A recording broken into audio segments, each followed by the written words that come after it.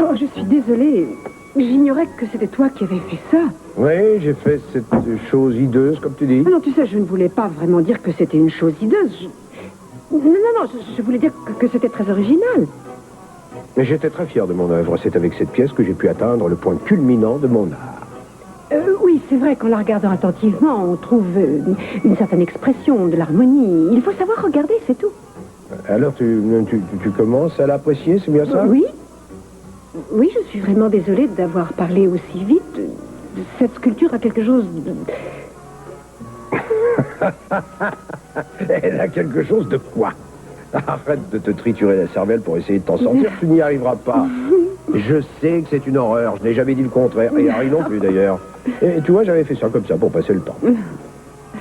J'ignorais que tu sculptais à tes heures perdues. Mais comme on dit, l'occasion fait le larron. J'étais en planque avec ce vieil Harry en Grèce, et ça n'en finissait pas. On a dû surveiller un type sur un yacht pendant 6 mois, alors...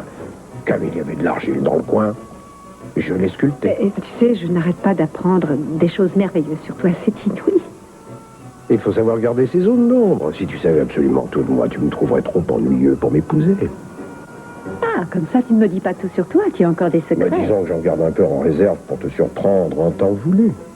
Vas-y, alors, surprends-moi, je t'écoute. Pas question, non.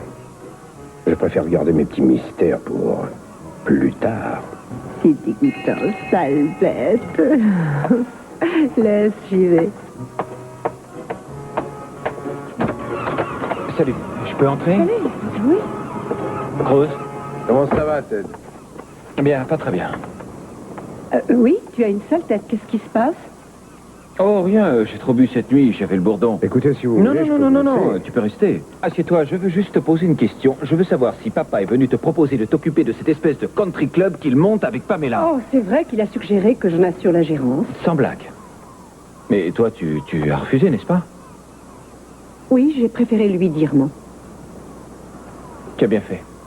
Tu as compris son but, tu sais ce qu'il essaie de faire. Il essaie de légitimer ses relations avec Pamela en nous intégrant dans ses projets. En tout cas, moi, je ne me laisserai pas faire.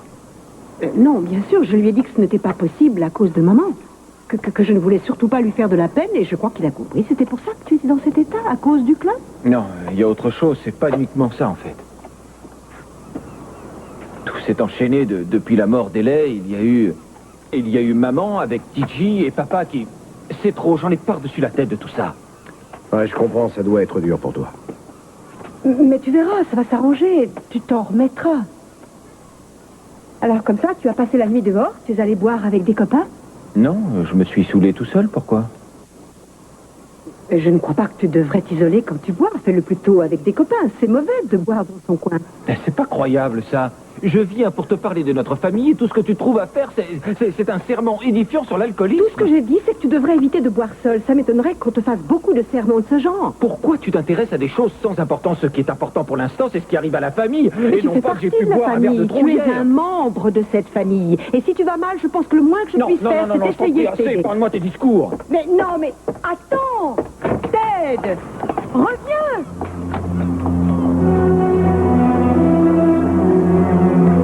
Qu'est-ce qu'il a mis dans cet état?